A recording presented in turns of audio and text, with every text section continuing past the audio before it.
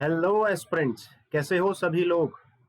भैया एक बहुत ही जबरदस्त वैकेंसी आ गई है फूड कॉर्पोरेशन ऑफ इंडिया के कैटेगरी 3 की वैकेंसी। स्वागत है आप सभी का हमारे इस यूट्यूब चैनल पे और आज करेंगे इस पूरी वैकेंसी के बारे में डिस्कशन। ठीक है ना, तो बहुत ही जबरदस्त वैकेंसी आई है। अच्छा, अगर आप बैंकिंग की तैयारी कर रहे हो ना, जितने भी ऐसे एस्पिरेंट्स हैं जो बैंकिंग की तैयारी कर रहे हैं वो इस पूरी वैकेंसी के लिए बिल्कुल फिट बैठते हैं, क्योंकि पेपर का पैटर्न सब कुछ एक जैसा है, सिलेबस भी एक जैसा है, सब कुछ एक जैसा है। तो बहुत ही मतलब गोल्डन अपॉर्चुनिटी है कि अगर आप बैंकिंग की तैयारी कर रहे हो तो साथ ही साथ आप इस वाले पेपर की भी तैयारी कर सकते हो, ये भी फॉर्म भर सकते हो। ठीक है ना। चलो तो थोड़ा सा डिटेल में डिस्कशन करते हैं, ठीक है, मजा आएगा। सबसे पहले देखते हैं भाई वैकेंसीज क्या है। तो वैकेंसीज जोन वाइज है, 5 जोन में इन्होंने अपनी वैकेंसीज को बांटा है। सबसे पहला जोन है नॉर्थ जोन, और नॉर्थ जोन में क्या क्या वैकेंसीज आई है थोड़ा सा विस्तार में देख लेते हैं जरा। ठीक है, देखो भाई, तो पोस्ट है सबसे पहले जूनियर इंजीनियर सिविल इंजीनियरिंग की, junior engineer electrical mechanical engineer. ठीक है ना, तो ये थोड़ा सा टेक्निकल दो पोस्ट है, पोस्ट ए, पोस्ट कोड ए, पोस्ट कोड बी। इनके जो पे स्केल हैं वो 34,000 से लेके 1,34,100 रुपए तक के हैं। मैक्सिमम जो एज लिमिट है वो यहाँ पे 28 साल है, एज पर 1 अगस्त। ठीक है। अच्छा, अगर वैकेंसीज की बात करें तो total vacancies junior engineer civil engineering में आई है 22, और अगर इलेक्ट्रिकल और मैकेनिकल इंजीनियरिंग की बात करूं तो उसमें आई है टोटल 8 वैकेंसी। ठीक है। अब कैटेगरी वाइज इन्होंने अलग अलग यहाँ पे लिख रखा है, आप जिस भी कैटेगरी के इंसान हैं आप एक बार उन कैटेगरीज की वैकेंसीज को देख सकते हैं। ठीक है। अब बात कर लेते हैं स्टेनो ग्रेड सेकंड, फिर AG3 general, AG3 account, AG3 technical, AG3 depot and AG3 Hindi. तो अलग अलग वैकेंसीज है। ठीक है। अगर मैं बात करूं ये जो वैकेंसीज है ये एक जनरल कोई भी व्यक्ति भर सकता है, मतलब इसमें नॉर्मल ग्रेजुएशन मांगी होती है, तो ये जनरल कोई भी बच्चा भर सकता है, जनरल की, अकाउंट्स की, टेक्निकल की, डेपो की, हिंदी की। और इसमें स्टेनो थोड़ा सा अलग, इसमें जो है शॉर्ट हैंड चाहिए होता है, वो सब हम आगे बातचीत करेंगे। ठीक है ना। अच्छा, डिपो बच्चा सबसे पहले उसकी निगाह डिपो पे जाती है, क्योंकि डिपो में अक्सर वैकेंसीज बहुत ज्यादा होती हैं। पिछली बार भी काफी अच्छी वैकेंसीज थी, इस बार भी बहुत बम्पर वैकेंसीज आई हैं। 1,063 वैकेंसी आई है, 1063। और भाई अनरिजर्व में देखो कितनी सारी वैकेंसी ना, 449। और SC कैटेगरी में देखो 203, OBC में देखिए 281। बहुत अच्छा मौका होता है टेक्निकल, सॉरी, डिपो के बच्चों के लिए कि भाई डिपो में वो अप्लाई करके अच्छी खासी जॉब ले सकते हैं। ये तो हो गई नॉर्थ जोन की बात। ठीक है ना। नॉर्थ जोन में टोटल कितनी वैकेंसीज है? 23,2388। इतनी वैकेंसी सिर्फ नॉर्थ जोन में है भाई। अभी साउथ जोन की बात करते हैं। साउथ जोन में जो टोटल वैकेंसीज हैं, हमें पेज सेकंड पे भी जाना पड़ेगा टोटल के लिए। टोटल वैकेंसीज है 989। ठीक है ना। तो इसमें भी अलग अलग वही सारे जो है पोजीशंस है। इसके बाद आ जाते हैं अगर हम ईस्ट जोन पे, तो ईस्ट जोन में भी अलग अलग civil engineering, electrical, steno, different different जो है पोस्ट हैं। और यहाँ पे भी डिपो में देखो आप 283 पोस्ट है ना, सबसे ज्यादा वैकेंसीज डिपो में ही आई है, और यहाँ पे 768। तो नॉर्थ जोन में तो सबसे ज्यादा है, उसके बाद थोड़ी सी कम है बाकी जोन्स में। ठीक है। ये आ गया हमारा वेस्ट जोन, और वेस्ट जोन में भी डिपो में काफी अच्छी वैकेंसीज है। ठीक है। फिर नॉर्थ ईस्ट जोन आ गया। नॉर्थ ईस्ट जोन में थोड़ी सी वैकेंसीज कम होती है, बट हाँ अच्छी वैकेंसीज है, वहां के लिए लोगों के लिए भी काफी अच्छा मौका है। और वहां पे AG जनरल में काफी अच्छी वैकेंसीज आई, 53 वैकेंसी। ठीक है। चलो थोड़ा सा आगे बढ़ते हैं, चीजों को थोड़ा सा डिटेल में विस्तार में समझने की कोशिश करते हैं। ठीक है। अच्छा, एब्रीविएशंस आपको वैसे तो देखने की जरूरत नहीं है, फिर भी एक बार चाहो तो देख लेना। JE मतलब जूनियर इंजीनियर, AG मतलब असिस्टेंट ग्रेड। जो AG3 बोल रहा था ना, वो असिस्टेंट ग्रेड 3 है। ठीक है ना। UR मतलब अनरिजर्व, सबको पता होता है, जनरल कैटेगरी। SC मतलब शेड्यूल कास्ट, ये सब कुछ पता है। ठीक। चलो तो जरा देखते हैं अब आगे की बातचीत। अच्छा, यहाँ पे उन्होंने ये भी लिख रखा है कि जो वैकेंसीज हैं वो कितने परसेंट रिजर्वेशन के अकॉर्डिंग डिस्ट्रीब्यूट करी गई है, तो वो आप चाहो तो देख लेना। वैसे इस चीज का सच कोई आपको मतलब जरूरत नहीं। ठीक है। आगे बात, यहाँ पे थोड़ा सा डिसेबिलिटी के ऊपर दिया है कि कितने परसेंट डिसेबिलिटी होना चाहिए, या कितने परसेंट डिसेबिलिटी का कितना परसेंटेज रिजर्वेशन है। ठीक है ना।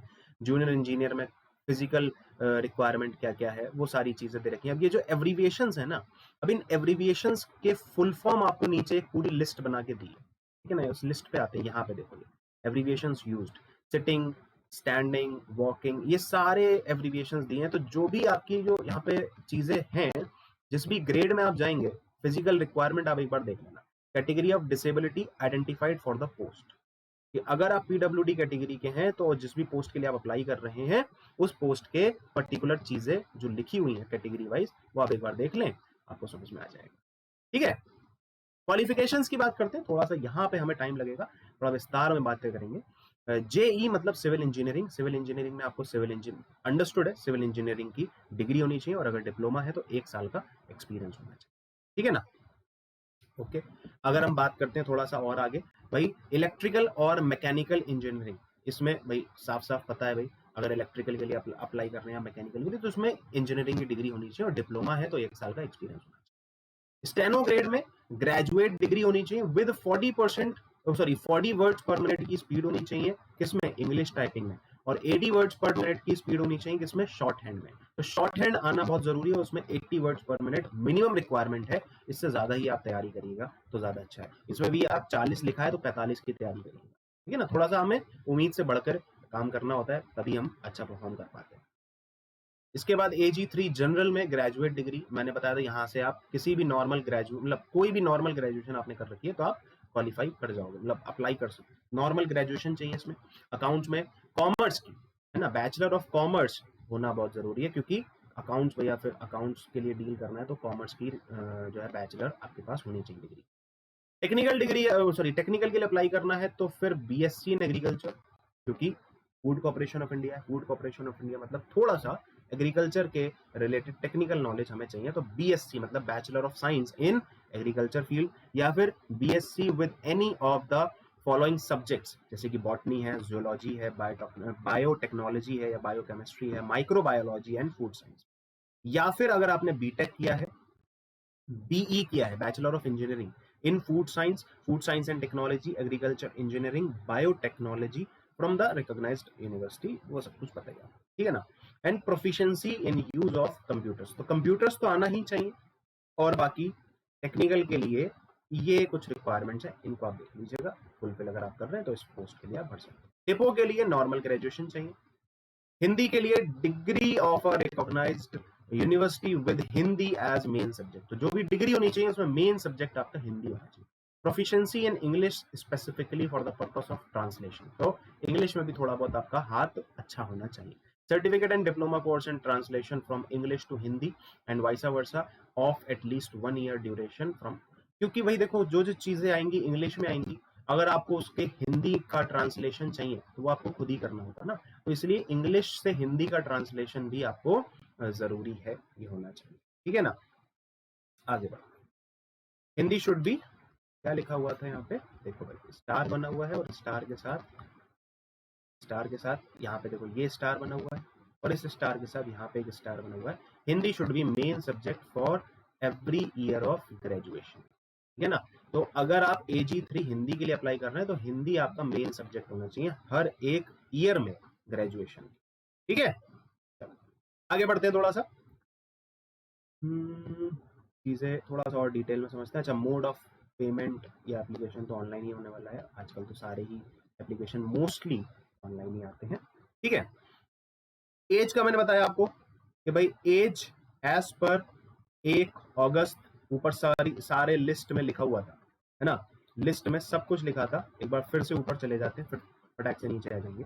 जैसे कि यहाँ पे हम देख लेते हैं फटाफट से, वेस्ट जोन का ही देख लेते हैं, सारी लिस्ट में लिखा हुआ है कि मैक्सिमम एज लिमिट यहाँ पे लिखी हुई है 28 साल, 25 साल, 27 साल, तो अलग अलग कैडर की अलग अलग एज लिमिट है, तो वो आप एक बार देख लीजिएगा, कहीं पे 28 है, कहीं पे 25 है, कहीं पे 27, ठीक है।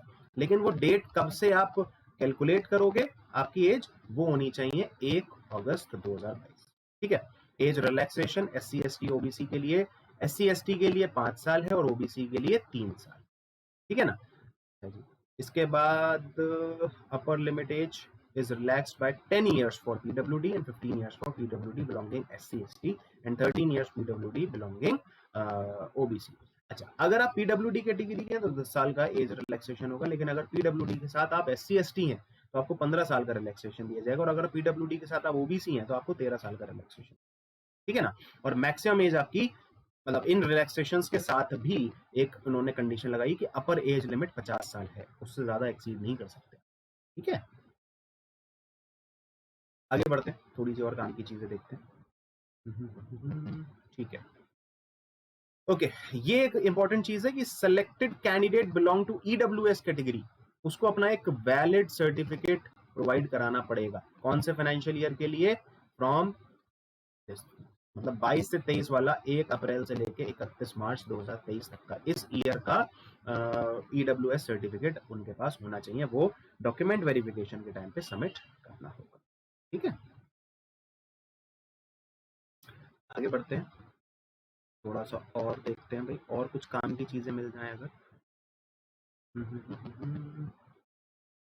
ठीक है, सिलेक्शन प्रोसेस देखते हैं, ठीक है ना, कि भाई एग्जाम कैसे होगा, क्योंकि इसके एग्जाम में थोड़ा सा आपको ध्यान देना होगा, क्योंकि फेज 1 और फेज 2 में होगा, और फेज 2 में भी अलग अलग टाइप के पेपर्स होंगे। तो फेज 1 तो सिंपल है, फेज 1 में क्या है, इंग्लिश है, रीजनिंग है, एंड न्यूमेरिकल एप्टीट्यूड है। न्यूमेरिकल एप्टीट्यूड मतलब मैथमेटिक्स एंड जनरल स्टडीज है। तो जो भी मैंने स्टार्टिंग में बोला था कि बैंकिंग की तैयारी कर रहे हैं, उनको सिर्फ ये सब्जेक्ट जो है एक्स्ट्रा पढ़ना पड़ेगा, general studies comprising sorry comprising of history, geography, economics, general science up to 8th level. तो बहुत सिंपल सी चीजें, बहुत ज्यादा टफ नहीं होंगी, अगर आप ध्यान से 1-1.5 महीना अच्छे से पढ़ लोगे तो हो जाए। 20 क्वेश्चन आएंगे, करंट अफेयर्स के 5 क्वेश्चन आएंगे, इस तरह से 25 क्वेश्चन आएंगे, ठीक है ना। तो बहुत ज्यादा टफ सीन नहीं होने वाला है, बहुत नॉर्मल सा पेपर आएगा, बहुत अच्छा पेपर आएगा, और अच्छे से आप अगर पढ़ाई करोगे तो इसको क्वालिफाई कर सकते हो। 100 क्वेश्चन 100 मार्क्स के और 60 मिनट दिए जाएंगे, 15-15 मार्क्स के चारों सेक्शंस होंगे, सेक्शनल टाइमिंग इन्होंने रखी है, ठीक है।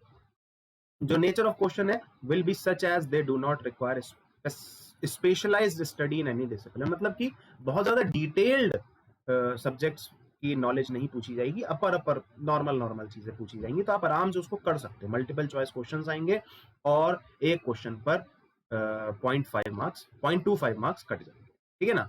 सो 0.25 मार्क्स एक क्वेश्चन पर कटेंगे, या फिर कह लो कि 4 क्वेश्चंस पर 1 मार्क्स आपका कट हो जाएगा, ठीक है।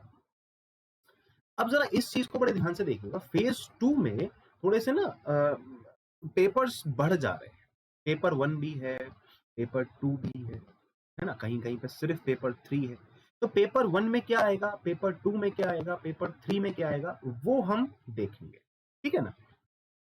तो सबसे पहले देखते हैं भाई कौन कौन से ग्रेड के लिए कौन कौन से पेपर्स की रिक्वायरमेंट। जैसे जूनियर इंजीनियर के लिए पेपर 1 पेपर 2, दोनों जूनियर इंजीनियर के लिए। स्टेनो के लिए सिर्फ पेपर 3 है, ठीक है ना। आगे अगर हम बढ़े, ज्यादा बढ़ गए, जनरल के लिए पेपर 1, अकाउंट्स के लिए पेपर 1 एंड 2, टेक्निकल के लिए पेपर 1 एंड 2, डिपो के लिए पेपर 1 एंड हिंदी के लिए पेपर 1 एंड 2, ठीक है ना। तो पेपर 1 वाले तो बहुत अच्छी मतलब स्थिति में है कि भाई उनको फेज 1 देना है, फेज 2 में सिर्फ पेपर 1 देना है। तो जनरल और डिपो, इनमें सिर्फ पेपर 1 होने वाला है, ठीक है ना। ऊपर भी किसी में पेपर 1 था नहीं, उनमें सब में पेपर 1 पेपर 2 था। तो जनरल और डिपो वालों में तो बहुत आसान है कि भाई बंदे को सिर्फ फेज 1 देना है, उसको क्वालिफाई करा, फेज 2 में आया, फेज 2 में उसने सिर्फ पेपर 1 दिया। देखो पेपर 1 देख लेते हैं क्या। पेपर 1 में 120 क्वेश्चंस मल्टीपल चॉइस क्वेश्चंस के होंगे, 1 मार्क्स के, 90 मिनट दिए जाएंगे। पूछा क्या जाएगा वो देख लो। पेपर 1 में क्या पूछा जाएगा, 120 क्वेश्चंस में फिर से आपकी इंग्लिश आ जाएगी, रीजनिंग आ जाएगी, न्यूमेरिकल एबिलिटी आ जाएगी, और जनरल स्टडीज के 25 क्वेश्चंस, हिस्ट्री, ज्योग्राफी, इकोनॉमिक्स के, और जनरल साइंस के up to class 10 10 questions, current affairs के 5 क्वेश्चंस और कंप्यूटर अवेयरनेस के 5 क्वेश्चंस, मतलब कि टोटल 45 क्वेश्चंस का ये पूरा का पूरा एक सब्जेक्ट है। तो जो आपका पेपर 1 है, वो फेज 2 का पेपर 1 वो 120 क्वेश्चंस का होगा, 120 मार्क्स का होगा, बाइलैंग्वेज सारे सब्जेक्ट्स होंगे, बस इंग्लिश लैंग्वेज वो इंग्लिश में होगा, और टाइम भी आपको दे रखा है सेक्शनल टाइम। तो पेपर 1 डिस्कस हो गया। अभी पेपर 2 के बात करें। पेपर 2 में क्या आएगा, पेपर 2 में क्या आएगा, पेपर 2 में अगर आप सिविल इंजीनियरिंग के लिए पेपर 2 दे रहे हो, या इलेक्ट्रिकल इंजीनियरिंग के लिए, या मैकेनिकल इंजीनियरिंग के लिए, तो फिर उनसे रिलेटेड चीजें पूछी है ना। तो 60 multiple choice questions on civil engineering, या फिर इलेक्ट्रिकल इंजीनियरिंग, या फिर मैकेनिकल इंजीनियरिंग, ठीक है। और अलग चीज क्या है कि अगर आप अकाउंट्स के लिए दे रहे हो पेपर 2 तो अकाउंट से रिलेटेड आएगा, ठीक है ना, फाइनेंस से रिलेटेड दे रहे हो जैसे कि AG3 अकाउंट्स का अगर आप पेपर दोगे तो ये चीज आएगी। और अगर AG3 टेक्निकल दोगे तो आपको याद होगा बीटेक इन एग्रीकल्चर पूछा गया था, तो 60 क्वेश्चन आपको एग्रीकल्चर, बॉटनी या जूलॉजी के जो आपने टेक्निकल एजुकेशन ली है उससे रिलेटेड पूछे जाए, ठीक है। और अगर आप AG3 हिंदी का दोगे, कहीं हिंदी लिखा है, यहाँ तो लिखा है लेकिन AG3 हिंदी कहीं लिखा है, नहीं लिखा है ना, लेकिन ये वही है कि अगर आप AG3 हिंदी का दोगे, फॉर्म भरोगे तो आप 60 क्वेश्चंस general knowledge related to Hindi lecture, ठीक है ना, तो उससे रिलेटेड आएगा। अच्छा, पेपर 3 एक बार डिस्कस कर लेते हैं। अच्छा, जूनियर इंजीनियर के लिए सिलेबस क्या होगा वो पूरा दे रखा है, तो वो आप अगर आप इस फील्ड के हो तो आप वो देख लेना, ठीक है ना। आगे बढ़ते हैं। अगर आप junior engineer electrical and mechanical से रिलेटेड हो तो ये सारे सिलेबस आएंगे। अगर आप अकाउंट से रिलेटेड हो, AG3 अकाउंट्स, तो ये सारा सिलेबस आएगा, है ना। टेक्निकल से रिलेटेड हो, एग्रीकल्चर भी, bachelor of sorry BTech in agriculture जो पूछा गया था, तो आप अगर इस फील्ड से हो तो आपका ये पूरा सिलेबस होने वाला है। अगर एग्रीकल्चर में है तो ये, बॉटनी में तो ये, जोलॉजी में, केमिस्ट्री में, फिजिक्स में, अलग अलग, ठीक है। आगे बढ़ते हैं, पेपर 3 को देखते हैं एक बार जरा। पेपर 3 सिर्फ स्टेनो में था, है ना, तो स्टेनो के लिए यहाँ पे लिखा भी है स्टेनो ग्रेड 3।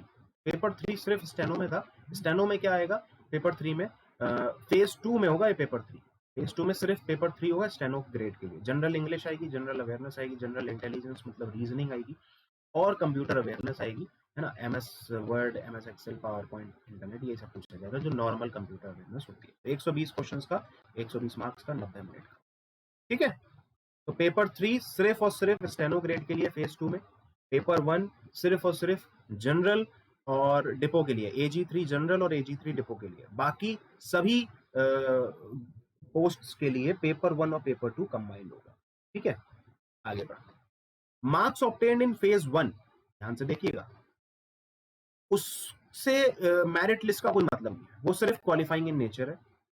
जो भी बच्चे फेज 1 में क्वालिफाई करेंगे उसके 15 गुना बच्चे बुलाए जाएंगे फेज 2 के लिए, ठीक है ना। उसके बाद फेज 2 होगा। अब वो फेज 2 आपका कौन से ग्रेड का होता है, मतलब आप किस पोस्ट के लिए भर रहे हो वो आपको पता होगा, तो उस ग्रेड का आपको तैयारी करनी है, ठीक है। आगे बढ़ चलो जी, अब कुछ इंपॉर्टेंट डेट्स देख लेते हैं अगर आती हैं तो। स्किल टेस्ट, वो तो आपको पता है भाई, स्टेनो का है तो फिर स्टेनो के लिए स्किल टेस्ट होना ही चाहिए और होगा ही, है ना। टाइपिंग आपको बोला भी गया था 40 वर्ड्स पर मिनट इंग्लिश के लिए और 80 वर्ड्स पर मिनट शॉर्ट हैंड के लिए, तो वो आपको स्किल टेस्ट देना होगा, ठीक है। फिर डॉक्यूमेंट वेरिफिकेशन हो जाएगा, जॉब लग जाएगी, ठीक है। अब एक बार जरा इसकी इंपॉर्टेंट डेट्स देख लेते हैं, कौन कौन सी इंपॉर्टेंट डेट्स हैं, कब से इनके रजिस्ट्रेशन ओपन हो रहे हैं और कब तक रजिस्ट्रेशन ओपन रहेंगे।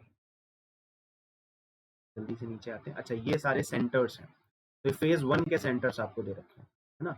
State wise list of examination centre for phase 1, है ना। फेज 1 के सारे सेंटर्स हैं, जिस भी स्टेट के आप हो उस स्टेट के पर्टिकुलर सेंटर को आप देख लो, अगर वहां से आप मतलब वो आपको पता होना चाहिए, हाँ भाई यहाँ से मैं भर सकता हूँ, है ना। जैसे कि अगर दिल्ली है तो दिल्ली में अगर पर्सन ग्रेटर नोएडा रहता है तो ग्रेटर नोएडा से भरेगा वो, फिर वो दिल्ली से क्यों भरेगा, है ना, ये चीज़ है। या फिर अगर वो उत्तर प्रदेश में रहता है तो उत्तर प्रदेश से रिलेटेड देखो, यहाँ पे उत्तर प्रदेश है तो उत्तर प्रदेश में अगर वो मान लेते हैं आगरा में रहता है तो आगरा से ही भरेगा, वो लखनऊ थोड़ी जाएगा, है ना। ये सारी चीजें। अच्छा, फेज 2 के लिए फिर थोड़े से सेंटर्स कम हो जाएंगे, स्टेट्स वही रहेंगी लेकिन सेंटर्स थोड़े से लिमिटेड हो जाते हैं, तो वो आप देख सकते हो, ठीक है। अब जल्दी से आ जाते हैं हम डेट। अच्छा, ये आप जोन वाइज देख सकते हो कि आप अगर ये पता ना लग पाए आपको कि किस जोन में आप हो, किस जोन के आप रहने वाले हो, तो आप जोन पता करने के लिए आप यहाँ पे देख सकते हो कि अगर आप दिल्ली के निवासी हो तो आप नॉर्थ जोन के हो, अगर आप उत्तर प्रदेश के हो, उत्तराखंड के हो तो आप नॉर्थ जोन के हो, लेकिन अगर आप सिक्किम के हो तो ईस्ट जोन के हो, है ना। अगर आप तमिलनाडु के हो तो साउथ जोन के हो। नॉर्थ ईस्ट में कौन आ जाएंगे, मणिपुर, मेघालय, मिजोरम। तो ये जोन अगर आपको नहीं समझ में आ रहा आपका कौन सा जोन है तो आप यहाँ से देख के पता लगा सकते, ठीक है। आगे बढ़ते हैं। ये कुछ काम की चीज है क्या, हाँ बिल्कुल है। देखो भाई, candidate must ensure to have fulfilled all the eligibility criteria, qualification, experience, age age on 1 August 2022। Candidate should satisfy themselves that they fulfill the required qualification, experience and age before applying for the post। मतलब क्या है कि जो आप qualification पूछा गया ना graduate, तो ग्रेजुएट का जो ग्रेजुएशन का जो रिजल्ट है ना वो इस डेट से पहले पहले आ जाना चाहिए, है ना। इस डेट से पहले पहले आपका रिजल्ट डिक्लेयर हो जाना चाहिए, तभी आप अप्लाई कर सकते हो, ठीक है ना। ठीक है, ओके, अब डेट्स आ जाएंगी हमारी, फटाफट से लिस्ट आ जाएगी डेट्स की। बायोमेट्रिक ये सब, ऑनलाइन अप्लाई करने का भी सबको पता ही है। अगर ऑनलाइन अप्लाई करने का आप पूछोगे मेरे से तो मैं एक उसका सेपरेट वीडियो बना लूंगा, है ना। तो आप मेरे को बता देना कमेंट सेक्शन में कि क्या सर ऑनलाइन अप्लाई कैसे करते हैं, उसका वीडियो आपको चाहिए। ये देखो भाई, पेमेंट ऑफ फीस, तो 500 रुपए फी लगेगी। किसकी लगेगी? The candidates applying for the post, anyone with in the zone, ठीक है ना, उनकी फीस लगेगी एक्सक्लूडिंग बैंक चार्जेस, 500 रुपए आपको देना पड़ेगा। तो 500 रुपए है, ठीक है ना। और ये जो फीस है 500 रुपए, ये जनरल कैटेगरी के लिए है, ठीक है, और ओबीसी कैटेगरी के लिए है, और ईडब्ल्यूएस कैटेगरी के लिए। एससी एसटी पीडब्ल्यूडी के लिए फीस को एग्जेम्प्ट कर दिया गया, मतलब माफ कर दिया गया फीस, ठीक है।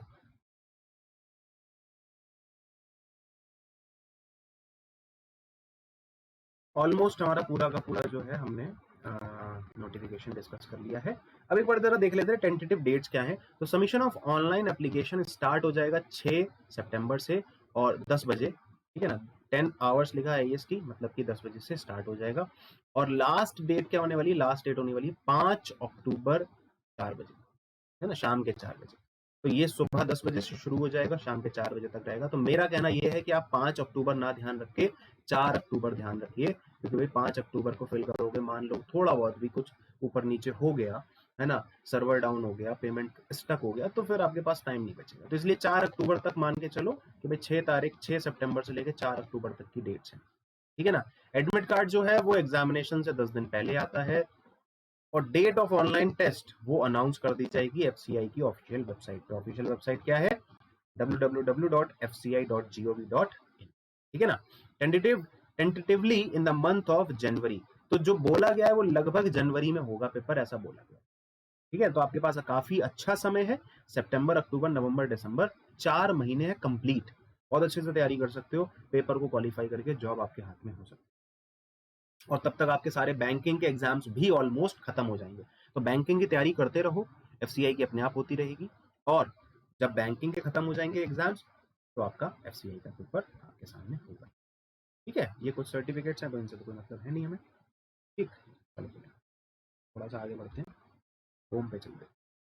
तो भाई इस चीज के बारे में थोड़ा सा मतलब जो है अब मूड बना लो कि हाँ भाई एफसीआई का हमें फॉर्म भरना है। ये एडवर्टाइजमेंट नंबर है, कैटेगरी 3 की पोस्ट आई है, जोन वाइज फटाफट से अप्लाई कर देना। काफी अच्छी वैकेंसीज आई है, ठीक है ना। नॉर्थ जोन के अगर आप हो तो भाई डिपो में तो बहुत ही बम्पर वैकेंसी है, और जनरल में भी काफी अच्छी वैकेंसी, ठीक है ना। Thank you so much. उम्मीद करता हूँ ये वीडियो आपको पसंद आया होगा। फूड कॉर्पोरेशन ऑफ इंडिया के ऊपर हमने बनाया। वीडियो पसंद आया तो उसको लाइक और शेयर जरूर करिए। चैनल पे पहली बार आए हो तो यार चैनल को बिना सब्सक्राइब करे नहीं जाना, क्योंकि ऐसे नोटिफिकेशंस, ऐसी सरकारी नौकरियों की जानकारी आपको हर दिन डेली बेसिस पे मिलती रहेंगी। तो आपके लिए ये बहुत फायदेमंद चैनल होने वाला है। इस चैनल को जरूर सब्सक्राइब कर लें, वीडियो को ज्यादा से ज्यादा यार शेयर करो, सो दैट कि सभी लोगों को पता चल पाए कि हाँ भाई ये वैकेंसी भी आई है उनके लिए, ठीक है। Thank you so much, bye bye, take care, ख्याल रखिएगा।